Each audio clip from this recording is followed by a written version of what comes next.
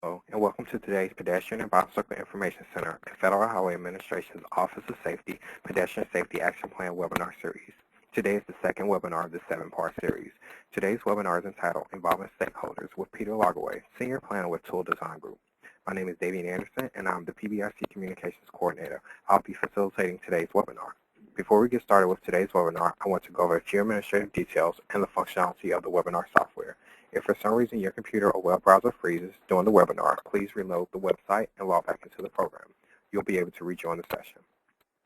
Please note that attendees will not be able to speak during the webinar. We do expect a large number of attendees on the call, so by muting your audio, it helps us to cut down on confusion and background noise. As an attendee, you have a control box in the upper right-hand corner of your screen that collapses and expands by clicking the double arrows. Though you won't be able to speak, you will have the ability to ask questions by entering them in the question box. If you have a problem during the webinar, you may enter it here. I'll monitor these questions and respond to you if I'm able. Questions pertaining to the presentation may be asked at any time in the question box, but will not be addressed until the end of the program, where we have built in about 20 minutes for a discussion period. Please feel free to ask those questions as we go along, and we'll get to them after the presentation. Also, when you exit the webinar, there's a very brief survey that will pop up. We would very much appreciate your feedback on our performance. Following today's webinar, you will receive a follow-up email. This email will be sent 1 to 2 days after the presentation and will include a link to download a printable certificate of attendance for 1.5 hours of instruction. If there are multiple attendees at your site, please forward this link to the other participants so that they can download and print the certificate with their name. Before we get started with today's program, I want to give everyone a little information about this webinar series. The goal of the Pedestrian Safety Action Plan webinar series is intended to help communities address pedestrian safety issues and initiate the steps to drafting a tailored pedestrian safety action plan. Modeled after the Federal Highway Administration and PBIC's in-person training course, How to Develop a Pedestrian Safety Action Plan, this free webinar series will cover topics ranging from funding to safety enforcement. The next webinar in the Pedestrian Safety Action Plan series is scheduled for Wednesday, May 18, 2011 at 2 p.m. Eastern Time. This webinar is entitled Data Collection and Analysis and will be presented by Charlie Zagier, Director of the Pedestrian and Bicycle Information Center. Please visit www.walkinginfo.org/webinars to register for this webinar and future ones in the Pedestrian Safety Action Plan series. The 7-part series was developed by the Pedestrian and Bicycle Information Center, a national clearinghouse of pedestrian and bicycle-related safety information and resources. We offer information and technical assistance to diverse audiences about health and safety, engineering, advocacy, education, enforcement, access, and mobility as it relates to pedestrians and bicyclists. The PBIC and today's webinar are both made possible with funding from the U.S. Department of Transportation Federal Highway Administration. Today's session will be archived and available for download on our website at www.walkinginfo.org/webinars. In addition to these webinars, PBIC offers 4 different in-person training courses to provide technical assistance to professionals and community members in developing pedestrian safety action plans and improving conditions for walking. These courses can be found at walkinginfo.org/training. Now I'm going to turn the screen over to Peter Lagerwey for the feature presentation involving stakeholders. While he's getting set up with his slide presentation, I want to take a quick poll from the audience. Please let us know how many viewers are viewing the webinar at your site.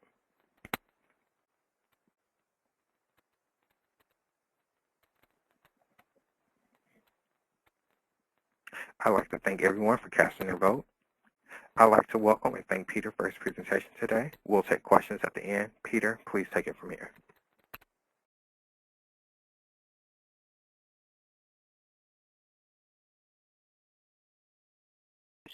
And a lot of times you'll see a little spark of something starting, but then really not continue over time. And it takes 5 years, 10 years to really fundamentally change direction in terms of, again, of reducing the number of crashes involving pedestrians and getting more people walking.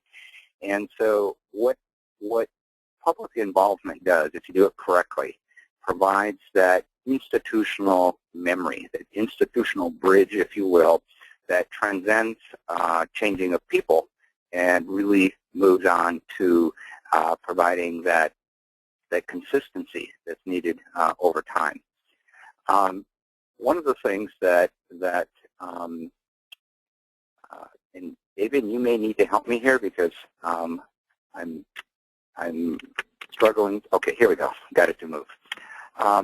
One of the things that I think is important to start with is, what is the learning objective of this module?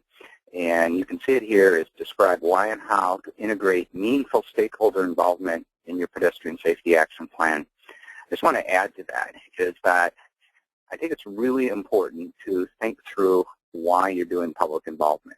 And I hinted at it a minute ago with my earlier comments, but I just want to add to that, is when you do public involvement, you have to expect and believe that you'll get a better product. If you're just going through the motions, you're simply, the public will see through that immediately, and it's simply not going to go very well. And one of the things that I always ask people when I'm in communities is, how is the public involvement going, what's happening?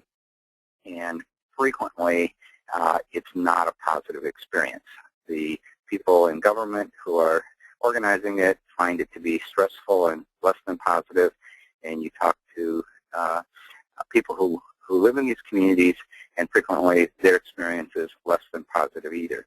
Also, one of the things that I always like to start with is to remember that the public is very, very good at identifying where the problems are.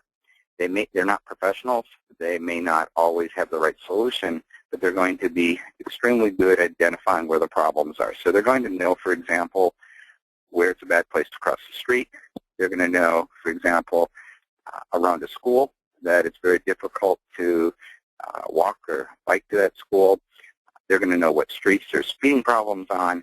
And so I think in terms of what we look to the public for is really to involve them in helping to define the problem, and then also helping to define what are our objectives, what are we trying to do.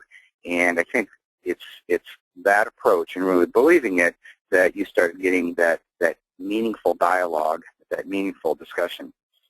The other reason why public involvement is so important is that it really is marketing.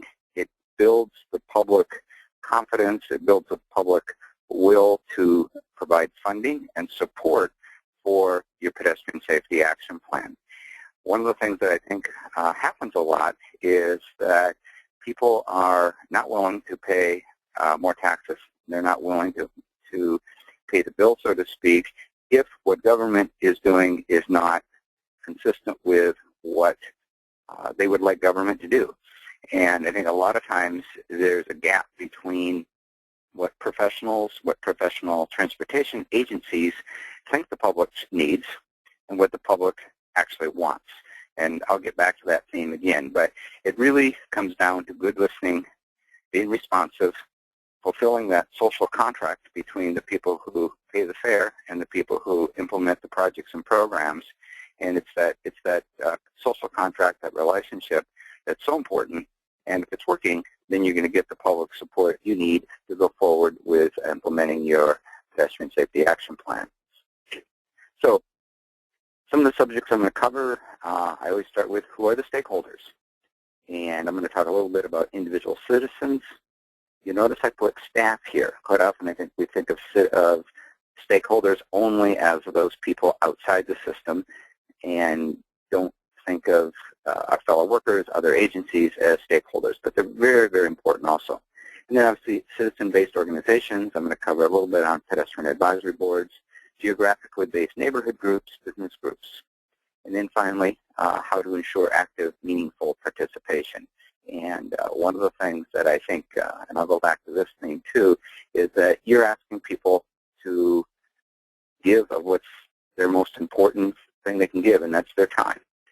Usually we have two things. We have time and money. And if we're going to ask the public to be involved in donating their time, which is a scarce resource, then we want to make sure that that time is used wisely, productively, and that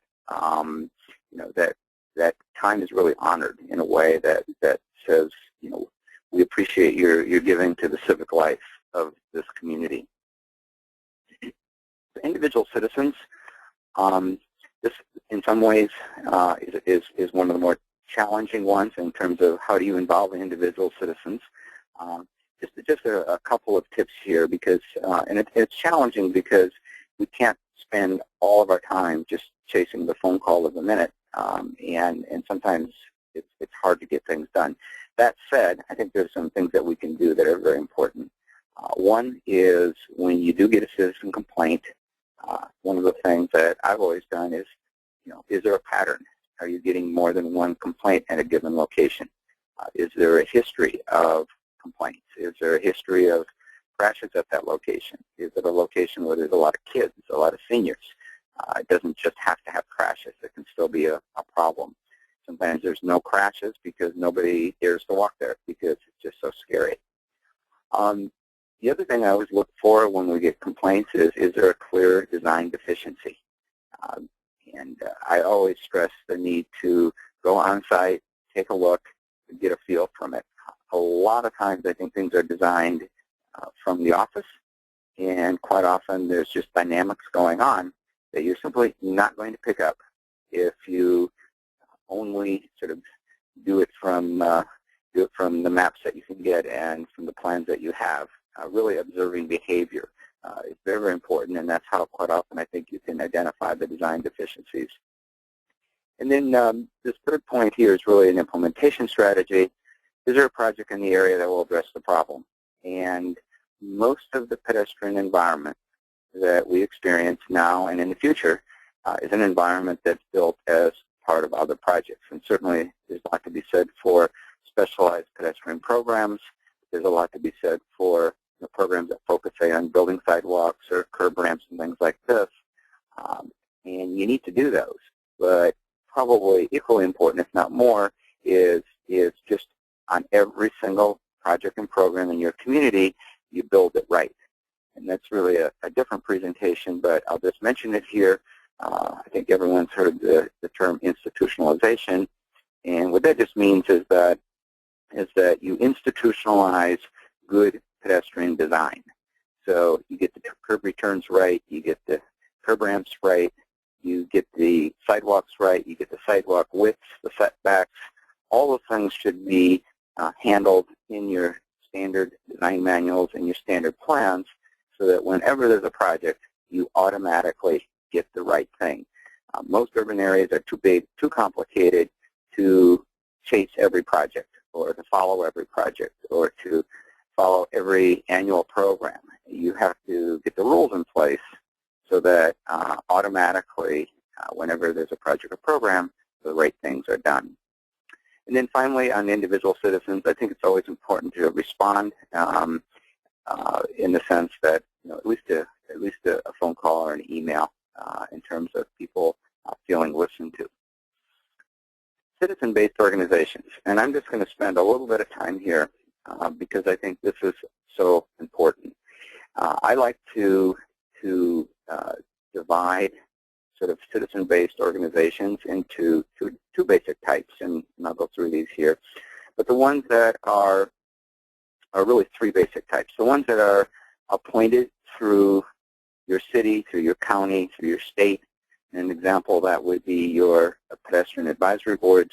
Those are boards and commissions that exist because they're officially created through a government action. And in Seattle, for example, where I'm speaking from, there's over 75 different boards and commissions that are appointed by either the mayor, the city council, or a combination of both, or a department head. And these are the groups that respond directly to the city. Pedestrian advisory boards, I think, are really essential to both creating and implementing a pedestrian safety action plan. Just a couple of pitfalls on this one, and I'll move on to the other ones. One of the things is if you have a combined bicycle and pedestrian advisory board, 9 times out of 10, it'll become a bicycle advisory board. The cyclists, to their credit, and great admiration for this, are very well organized. People identify as a bicycle advocate, want to be on the boards. The clubs are bigger. They can provide a lot of well-informed people, and the pedestrian advisory boards, pedestrian folks on an advisory board kind of get lost. And so I always recommend that you have a separate pedestrian advisory board. You make it official. In other words, get a resolution creating it so it can't just go away. If you get a new department director or something like that. And then really important with pedestrian advisory boards is to make sure that the advisory boards look like the community. And that means diversity in terms of geographic diversity, the type of pedestrians. We really, if your pedestrian advisory board doesn't look like the community, then it'll get ignored, because I think the key word here is advisory. And if there's a sense that this board does in fact represent the community, it can be very powerful and people will listen to it. If it's written off as, well, that's just a few people, it represents 1% of the population, then you have permission to ignore it, because they really don't represent a lot of votes and a lot of people. The other thing about pedestrian advisory boards is I know a lot of communities, and I'm not going to get into a lot of it here because it's sort of beyond the scope of this, but just a couple of things is that a lot of pedestrian boards struggle with attendance and struggle with feeling like they're being meaningful. So just a couple of tips here on running pedestrian advisory boards. One is that when I work with an advisory board, I always make sure that every single meeting you have a presentation on something important. In other words, if you miss the meeting, you're going to miss something very, very important. The other thing about pedestrian advisory boards, which I always encourage them to do, is at the beginning of a meeting, do a quick round robin where every single person on the board gets 1 to 3 minutes to quickly update the group on what they've been doing the last month. And if everybody on the board is assigned a project or two, they have something to do. And when you're a volunteer, you need the opportunity to tell everyone what you've been doing and update the board. So just a few things like that, and I could, if there's questions later, we can talk more about the relationship between a pedestrian advisory board and staff and different roles, different hats, and that kind of thing. So I'm happy to come back to that later. The next one on the list here is geographically based neighborhood groups. And so this would be the second basic category. And these are groups that, if you're going to be a member, you either need to live in the area or have a business in the area and some geographical connection to it. So, for example, in Seattle, I think there's approximately 38 different neighborhood groups. Each neighborhood group has, back from a few years ago, they developed their own plans. And just as an aside, when these, just use Seattle as an example because I think it's a good story. It was kind of interesting when the plans were developed 15 years ago or so. There was only one common denominator in all the plans. Each neighborhood was given a few $1,000s to develop the plan. And the one common denominator in all the plans, except the two that were in industrial areas, were things related to pedestrian safety, accessibility. And then beyond that, they were all over the place. A lot of them had bicycle, but not all of them. But they all had something to do with walking and creating a livable community. What's interesting about that is that people don't see themselves necessarily as pedestrian advocates in the way cyclists do. And I think it's a mistake to take the models that were developed for bicyclists and then apply them categorically to pedestrians and walkers. So even though you don't have that same kind of identity, when you ask people, what do you want in your neighborhood, they're going to talk about pedestrian safety. And what's interesting, and this happened in Seattle, and you'll see it, my experience has been pretty common around the country, is that when you let neighborhoods get together and you ask them to talk about transportation, they don't talk about the things that typically transportation departments do, like we would really like to add more lanes and have more traffic in our neighborhood, or we're really concerned about level of service, or we really think that we should not promote walking or bicycling because we want to get more cars through. I mean, none of that thinking is there. They're going to focus on how do we get across the street, how does my kid get to school, how how do my parents walk to the grocery store, those kinds of things. So it's really, if you can go to neighborhood-based some planning, and if you're actually serious about listening, and then serious about funding those things that come through as neighborhood groups, you're really going to have some completely different outcomes. You're going to have a different institutional mission emerge for transportation departments, as opposed to, I think, what is traditionally focused on, and you're really going to get different outcomes. Going to the next one, and this is sort of the third area, is advocacy and nonprofit groups. I also like to call these groups special interests, and I mean that in the best sense of the word. In other words, you belong because you have a special interest in the topic. And, of course, most communities have very active bike clubs, and more communities now are getting very active pedestrian advocacy groups. Not all communities, and like I said, it's not everybody who's interested in walking see themselves as an advocate, but this can also be a really important way to both get a plan done and then to implement it. And what I always like to think of is, some people say, well, why do we need all three? And it really is that they play different roles. The sort of appointed pedestrian advisory boards, the first one, they're more good government committees, and they are going to be reviewing, providing input, but they're not going to be sometimes able to say the little more stark things that an advocacy group needs to say. And sometimes a group a little bit removed from government, a little farther away, can say those things. It's like the kid in the story who cried, "The emperor has no clothes." Sometimes we need those advocates out there to say some of those things that might be harder for more of an institutional type pedestrian advisory board to say. So you really need both. And where you really get the magic is when the geographically based neighborhood groups start saying the same thing as the advocacy groups and the advisory boards. And so if you're singing the same song, I think that's where you really start seeing communities fundamentally change and get different outcomes. And then the last two here, talks about liaisons with other groups that could be in the community. And this is just recognizing that every community is slightly different. They're going to have some groups that are unique to that community that you'll want to involve in public involvement.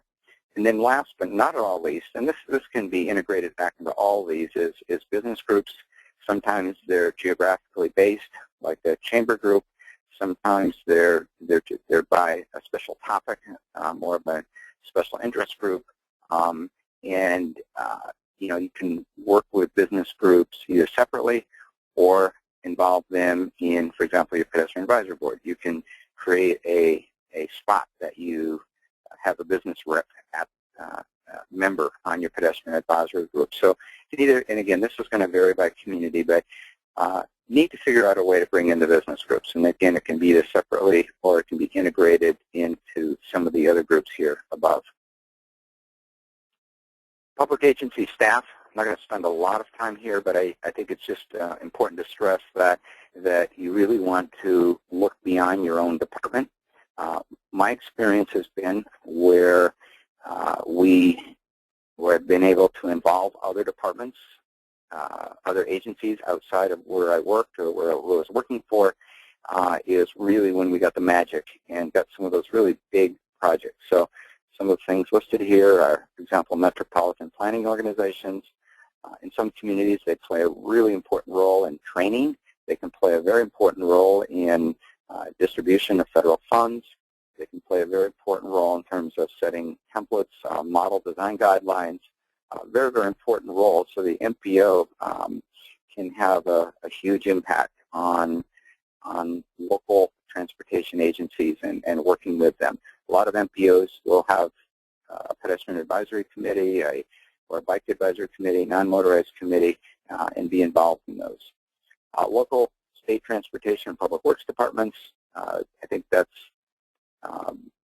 it goes without saying in terms of you really need to work at every level. And the reason this is so important is because even if you're in a local community, you're going to have probably state roads, you're going to have county roads possibly, and in your community, and they don't just exist in a vacuum. It's really a collaborative effort. Transportation or transit providers, this is becoming more and more important, and coordinating, for example, where the bus stops are and where you can cross the street and where you build sidewalks. Every transit stop you need to be able to walk to, i.e. a sidewalk, and every transit stop, either the morning or at night, if you're using it to commute to work, you're going to be on the wrong side of the street. You're going to have to cross the street. And a lot of times it just is not good cooperation, collaboration between where the transit stops are and where there's a good place to cross the street. Wherever there's a transit stop, you have to be able to cross the street. So again, examples of that kind of collaboration. And then, of course, health departments, just a welcome and wonderful addition in recent years to the discussion about transportation, with the realization that creating healthy communities means having great places to walk, and it relates directly back to public health. And I always recommend that you be very purposeful in reaching out to the health community.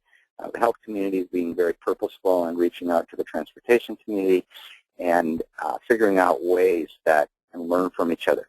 And I've seen in particular where health departments really bring, for example, just give an example of one of the things that can be brought, they bring a very rigorous discipline when it comes to doing evaluation before and after. Is this working? We did this project. Are we getting the outcomes we hoped we would? So there's a lot of really good things that can happen there. So that's public agency staff, some examples. We could create a long list, but it's just to kind of get us going on that. Okay,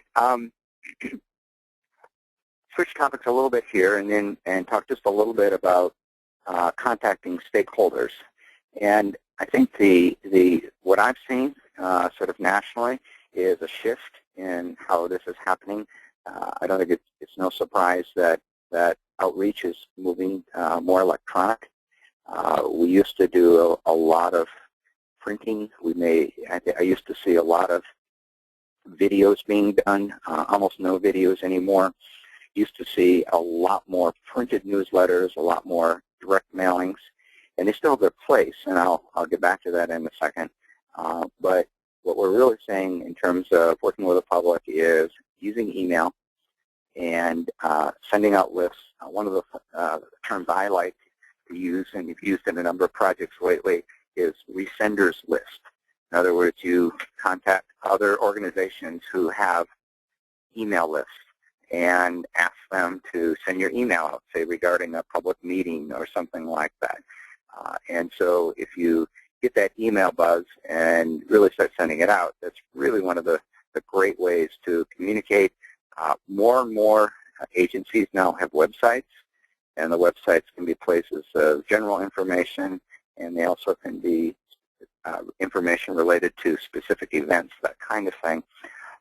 One of the things I'll just to share with you, when I worked for the city of Seattle, they have a lot of different places you can go on their website, and every month there would be a report come out that would indicate where people were visiting. In other words, how were people voting with their feet? Where their interest was?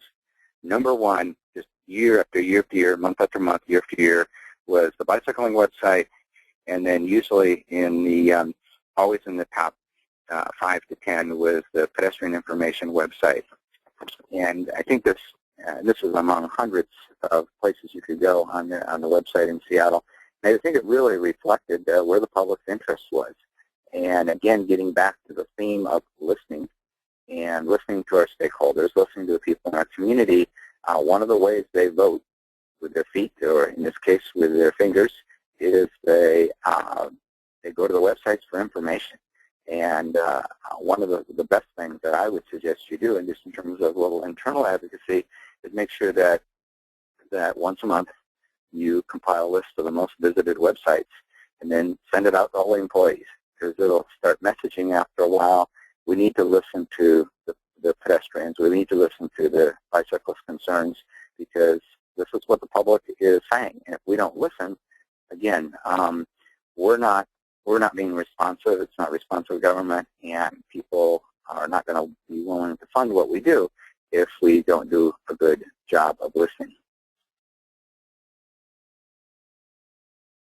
I'll talk a little bit about some of the events that you can do to inform, involve, gain buy-in in terms of the communities.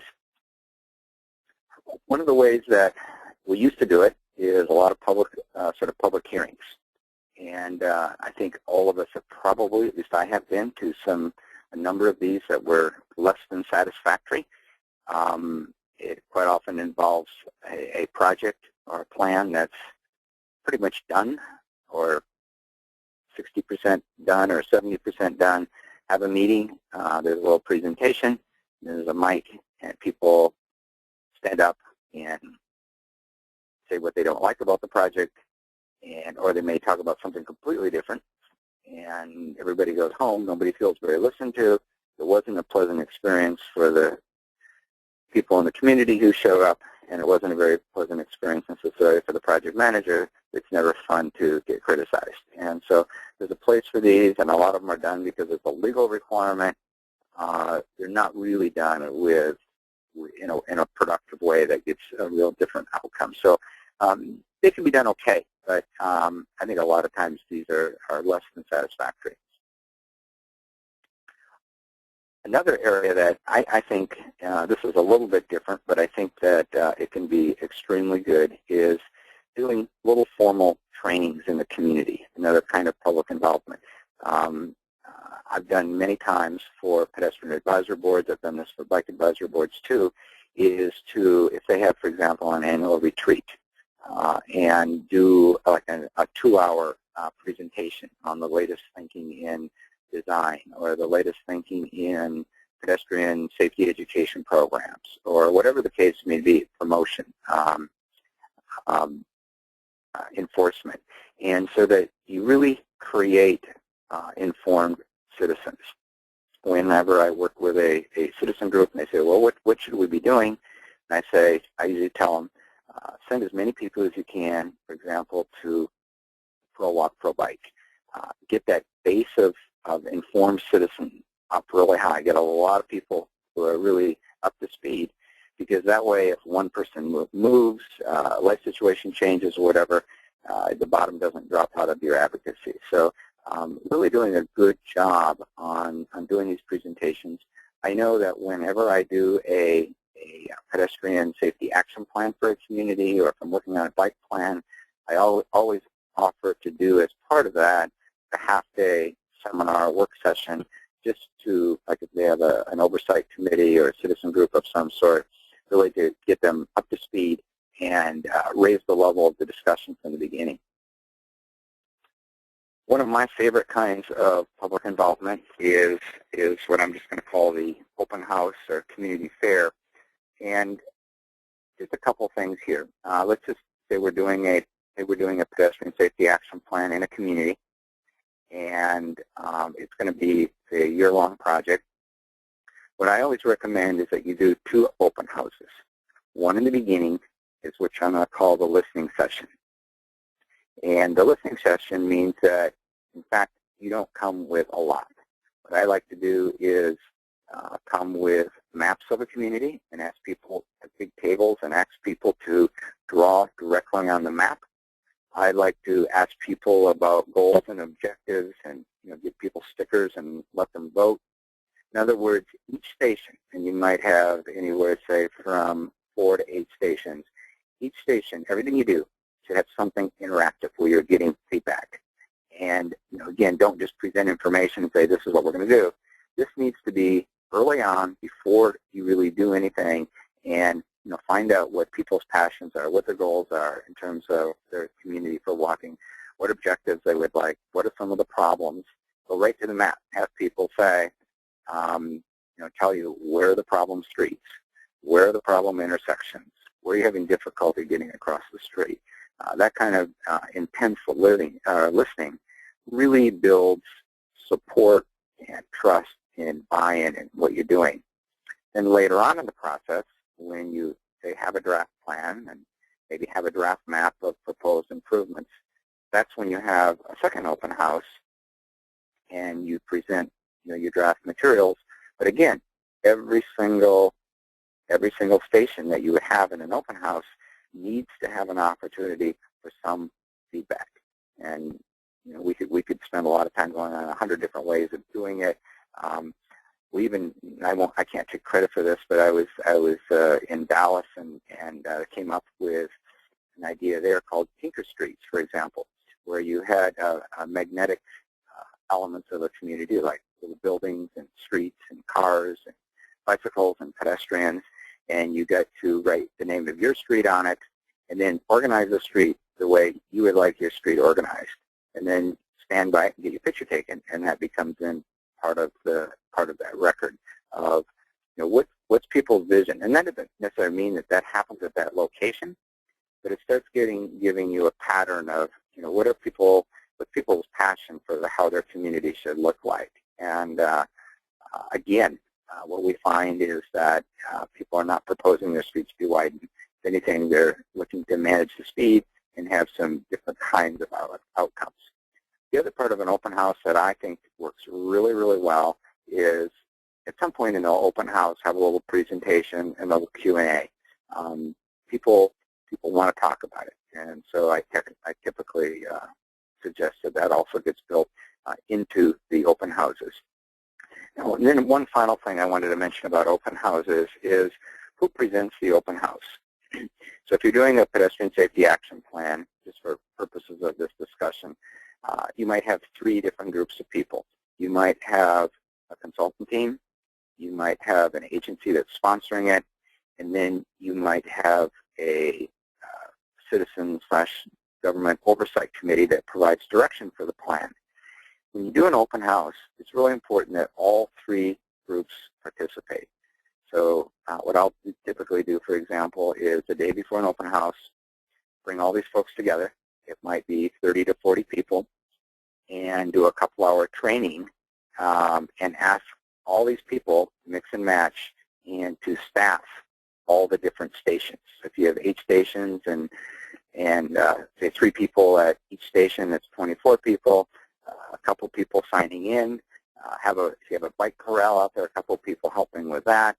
But really get involvement of everybody, because then instead of becoming us-them, the sort of the government versus the people, it becomes a collective we, and you really get that buy-in from everyone, and it isn't just the them, the government. It's the collective we. You're talking to your neighbors, you're talking to the people down the street, and it's really a group exercise to get the best possible product. A couple more ideas here. This just adds to what I was saying a minute ago in terms of open houses. Have a design discussion table. You can see on the right there, there's markers, and people can mark directly on a map. The image there on the left, you can see a voting display, and decide what's important to you. Sort of simple surveys. So a lot of different things. Again, the point here is that every single station needs a way, if possible, to be interactive and involve the public. One other area I'm just going to mention here, because I just found it so successful, is doing some focus groups. One of the things that we're always concerned about is, are we really including everyone? Are we being inclusive? And sometimes through our outreach and through the electronic media, we aren't always confident sometimes that we include everyone. So what a focus group does is it brings together up to usually 10 people, whatever size, and focus on a particular group, and it's a real informal discussion as to walking in their community and what are some of the things that are really working well and what are the challenges. And you can see the partial list here of senior citizens. That's always a great one. Merchants in a particular neighborhood, talking to school principals, vice principals, or even with schools with parent-teacher organizations if it's a school-specific kind of project. Wealth of information. first responders, enforcement, public health. The other one that I like to do is sometimes if there's underserved neighborhoods to have a community meeting, say at a community center or a YW or YMCA, something like that, Boys and Girls Club, or whatever the case may be. Any group of people that you think that may not be connected into some of the other outreach, this is a really good way to do it. Usually I run them about an hour and a half, and when you get folks together, they really do speak and have a scribe there to write it all down, and then that becomes part of the input in terms of your priorities for your pedestrian safety action plan. Probably a lot of you have gone on a walking audit. Whenever I do courses or do outreach, and usually there's three parts to it. There's a presentation, there's a walking part, walkabout, a walking audit, and then coming back to the room and reporting out. And you can see in this picture here the upper right going on a walk, and then lower left having some discussions about that and some presentations. But whenever I do follow-up evaluations after a course and look at the three basic areas, the presentation, the walk, and then the interactive exercise at the end, people just rave about the walk. And if you think about it, it's really reinforcing adult learning. You're covering the same thing in a way 3 times. You do a PowerPoint presentation, say on some design things, then you go outside and you look at those same things, you talk about it, and then you come back inside and you draw up your ideas. So you're covering the same material in 3 different ways, and each one reinforces the main topics. And my feeling is whenever you do public outreach and you're able to have people go away with a consensus and have incorporated into their thinking some of the key things that we need to do to encourage walking and make it safer, it's a very, very successful event. So again, just a picture here of the interactive workshop.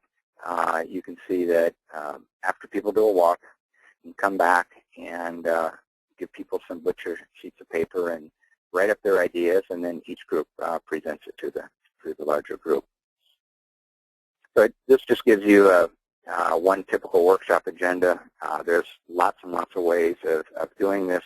I would just point you to the if you're doing the pedestrian safety action plan, the second one here, visioning exercise, I think this can be particularly valuable and important.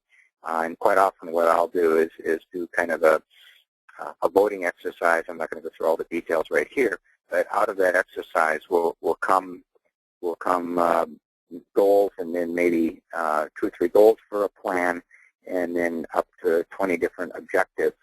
And quite often what I'll do is actually organize writing the plan around the goals and objectives that come out of these exercises, because I want the people who participate in these to see that they were listened to and that what they came up with as a community is directly reflected in what the objectives are of a plan that you're putting together. So these are not just academic exercises.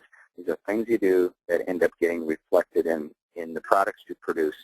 And of course, pedestrian safety action plans are not an end in themselves. They are a vehicle to change our environment and to get changed outcomes. And we're going to get those changes if the plans, again, reflect the consensus of the community that's involved. So each one's going to be unique and different. At one level, there's some sameness, but there's really going to be some unique differences, too, in terms of how a community sees itself and how they organize themselves. Doing stakeholder presentations, again, getting back to the 3-step series that I mentioned a minute ago. You do a presentation, you do the walk, you ask people to come up with their own ideas, and then you have each group, and you can have, say, 6 people in a group, do their own presentation. And one of the things that I find is that if you have, say, 5 groups of 6, you have 30 people, and if all 5 groups, those areas that they all came up with the same thing, you can be pretty assured that you are starting to get a community consensus. Now, you're not going to get it on everything.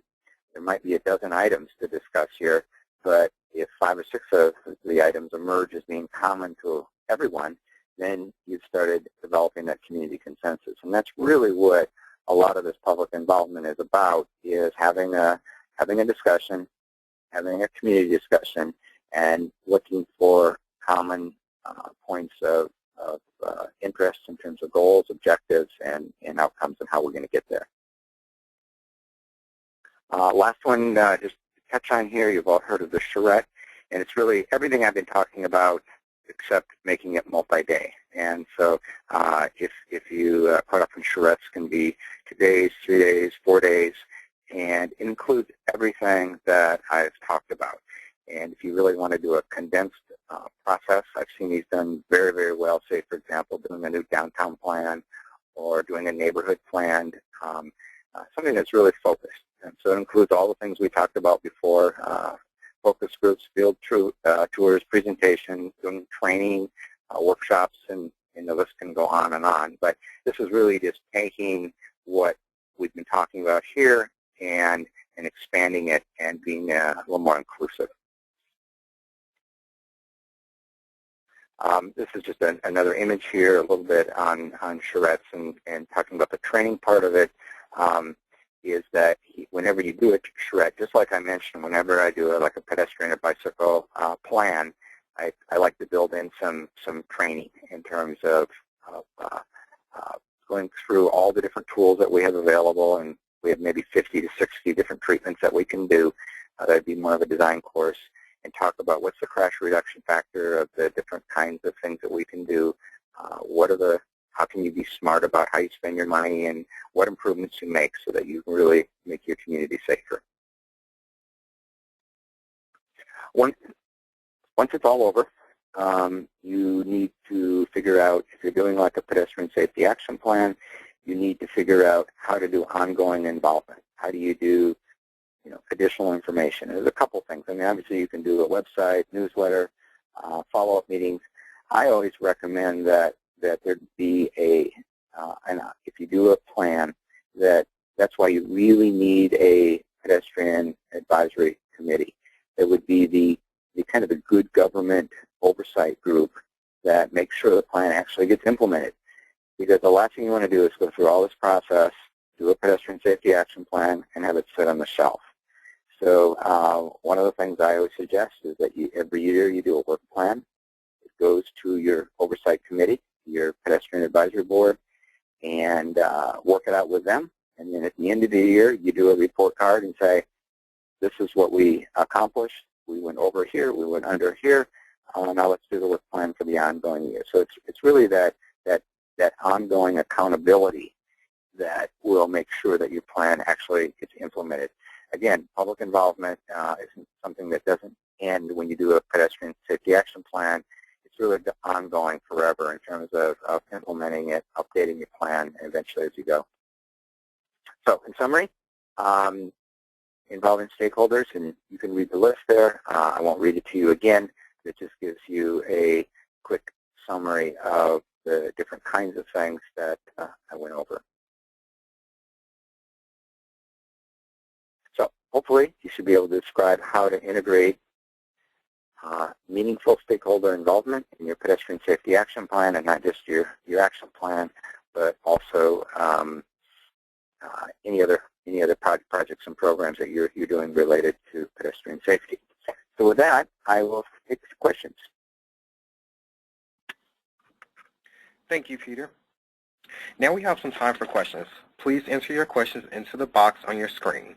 Again, if we run out of time for your question, we'll attempt to answer it and get back to you after the program. All right, it looks like our first question asks, what successes have you had in involving those people from all areas of the disability community, and how have you achieved those successes? Very, very good question. I'll just give you a few examples. Okay, the question was, and can everyone hear you read the question? I believe so, yes. Okay, then I won't repeat them. Yeah, it's a very good question. I'll just give you a few examples of things that I've been involved in and worked for me. One is on the stakeholder groups. I think it's really critical to have an hour-and-a-half meeting with representatives of people with different disabilities, and do a really good job of listening.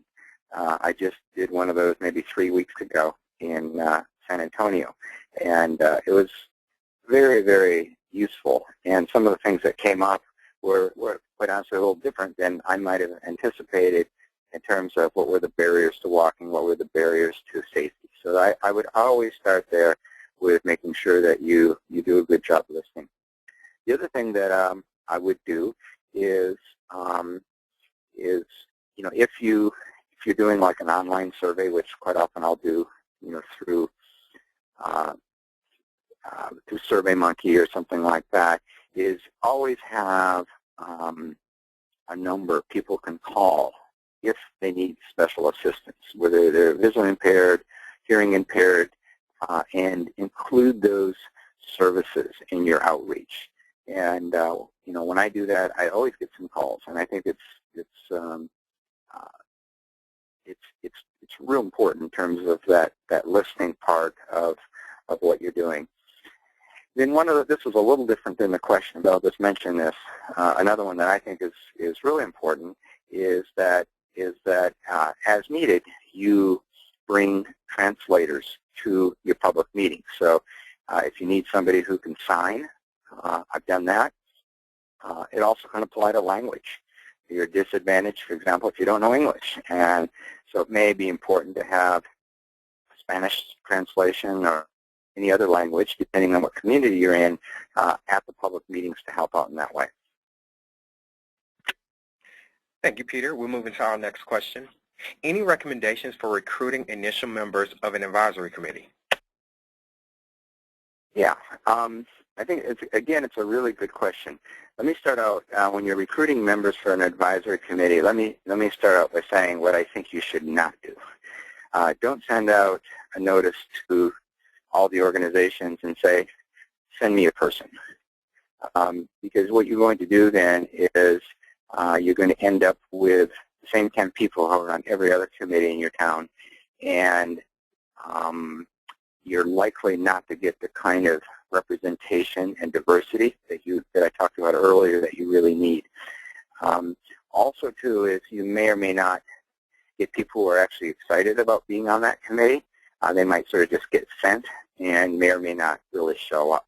So what I always recommend is that when you have openings, you put out a press release and really focus on getting it in, the weekly papers, the neighborhood papers, the neighborhood newsletters, community centers, and you ask people to apply. And it's like getting a job. So you ask for a resume, and you focus on, what other volunteer activities have you been involved in, and ask for a cover letter, and then do a 20-minute interview.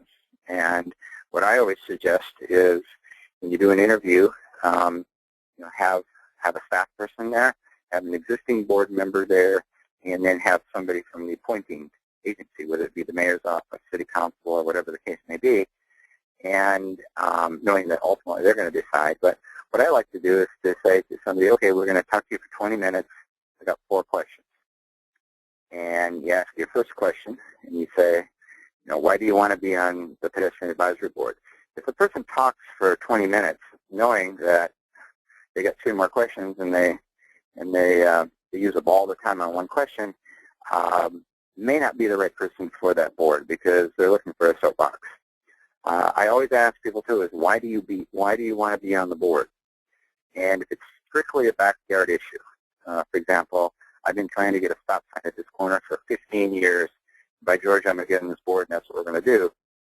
That's probably not the kind of person that you need on a board because they get their stop sign or they don't. Either they're frustrated or they get it and they leave. You really want somebody you want people who have the interest of the broader community involved. So just a few little things like that. So it gives you permission to say yes and no. And then it also gives you permission to create the kind of diversity on your board, again, that you need so that you really get that balance and it looks like the community. Thank you. We'll move into our next question. Public meetings regarding transportation are most often very visual. How do you get the same information to those citizens that have visual disabilities? Well, that gets back to sort of what I was saying before, but I think there's several things. One is that I think if, I mentioned that a lot of when you do a presentation, if you notice people with visual disabilities that are in the audience, you can get good at this. You can do a much better job of describing things as opposed to just assume people are looking at what you're looking at. So I think a lot of it's just that sensitivity in doing it that way. The other is one-on-one. When you have an open house, and I mentioned, you can have a lot of people there, and I mentioned, you can have up to 25 different people that are all helping you out. And that one-on-one contact so that you can listen to people and answer people's questions really one-on-one. I think that's really the critical way the best way to do a good job of listening, to make sure that all the information you need for that plan that you're going to get it. Then again, I mentioned the focus groups, and a focus group has no visuals for the most part. It's a discussion, and I think that's again really a critical, important way to be inclusive of people with visual disabilities. Okay, thank you. The next question continues along with the open house activity. It asks, can you describe the open house activity you listed with community member photos? I'm sorry, could you say that again? List the open house? Absolutely. Can you describe the open house activity you listed with community member photos? Oh, that was we made up a name and just called it Tinker Streets, and that was, like I said, just a whiteboard, and we got magnets of everything we could, and then allowed people to kind of create their own ideal streets, and they could put their name of the street on it if they wanted. They could put their name on it if they wanted, and then we just took a photo. Okay. The next question asks, what experiences have you had in involving junior and high school age students? Yeah, that's a really good question. I think there's a number of things you can do here. One of the things I've noticed is that a lot of high schools have various kinds of clubs, and they could be a bicycle riding club, for example, that I've worked with for getting bike racks installed at a school. So, or meeting with a school with the kids and the parents, and especially like elementary schools, and going through a little process where you identify what are some of the problems walking around the school. And I think one of the most rewarding experiences one can have is to have a meeting at a school with grammar school age kids and have a little talk about a little improvement you can make around the school, and then within the month, you fix a piece of sidewalk or do something around a new sign that it actually happens the way you talked about it. And there's nothing greater for building civic pride, civic involvement, an eagerness to be involved in the future. I think that's really good. Now, going a little bit beyond that, a lot of pedestrian advisory boards will actually keep a position open for a student. So, again, you don't just call the school and say, send me somebody. You contact the school and say, we would like some applicants for this position, and do the little interview thing I described earlier, and make sure that you have that representation. So those are just a couple of examples. Thank you, Peter. We're moving to the next question. Where does the funding tend to come from for well-run pedestrian advocacy groups? That's a complicated question. They're all slightly different. I've seen a lot of different models for funding pedestrian advocacy groups. Some rely on a major event, like a major walking event, where you get all the costs covered by various sponsors, and then people pay a fee, and that can raise it. The traditional things people do. Another one certainly can be, some people do auctions, very special events. Others rely on membership, these are hard because, again, the pedestrian model doesn't work as well in this way as the bike model, which a lot of bike clubs, employ a lot of full-time people, and they have all their rides to raise the money, so it's more challenging.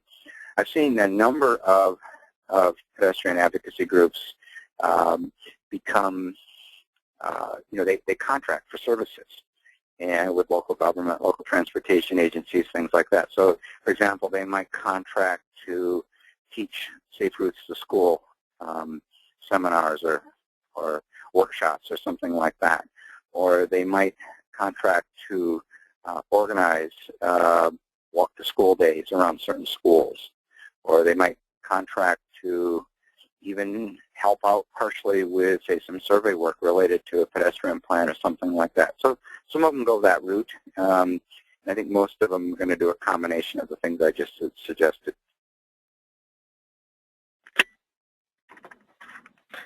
Okay, thank you. We'll move into the next question. How does the implementing organization keep the long-term vision on track when the political boards and involved committees change over the years? Well, first of all, change is not always bad, and sometimes you discover over time that your vision, your goals, your objectives will shift. And that's okay, I think. It can be okay as long as it's done in a purposeful, thoughtful way, because you're changing because you're not getting the outcomes you wanted, and you want to change that. But that's why I think, though, sort of getting back to the stability of your plan is when you do get a plan, you do want to officially adopt it so that it becomes very much there. And then it's also why you do an annual work plan, because you do an annual work plan, and it doesn't have to be very complicated. It'd be under 10 pages, but on the top of the plan, you reference your annual work plan, you reference your PED plan, and say, these are our goals, these are the objectives, and then these are the actions, the widgets we're going to produce to get to our goals and objectives. And you do that every year, you really stay on track, because you keep those goals and objectives right in front of your nose all the time. And at the end of a year, 2 years, 3 years, if you need to adjust those goals and objectives, and everybody agrees you need to adjust them, then great, you do it.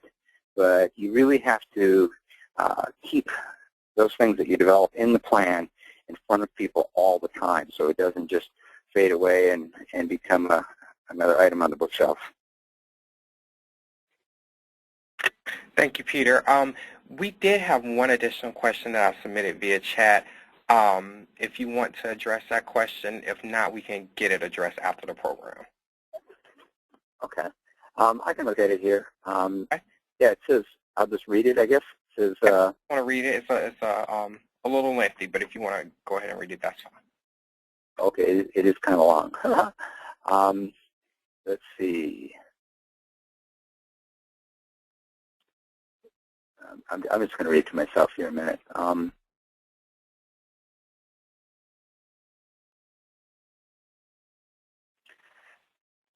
Yeah, this gets into a whole bunch of bike lanes and other issues. I'm going to skip it. It's kind of complicated and a little off topic. So I'm going to, but I'll be happy to answer that one later. Okay, we can get that one addressed after the program. And that looks like about all the time we do have for questions. Peter, we want to thank you for your presentation today. If we did not get to your question today, we will be addressing all of the submitted questions and posting them to the webinar page on our website. Once again, a recording and transcript of today's program, as well as a view of the PDF slides, will be available in about a week at walkinginfo.org/webinars. Finally, I want to remind you that a very brief survey will appear once the webinar has ended. And again, we very much appreciate you taking out the time to complete it. The next PSAP webinar will be data collection and analysis, and that webinar will be on Wednesday, May 18th, 2011 at 2 p.m. Eastern Daylight Time. We will have Charlie Zagier, Director of PBIC, presenting that webinar. Thank you again to our speaker, Peter Lagerwey, and thanks to all of you for attending today's PBIC and Federal Highway Administration Pedestrian Safety Action Plans webinar series. Thank you and have a great day.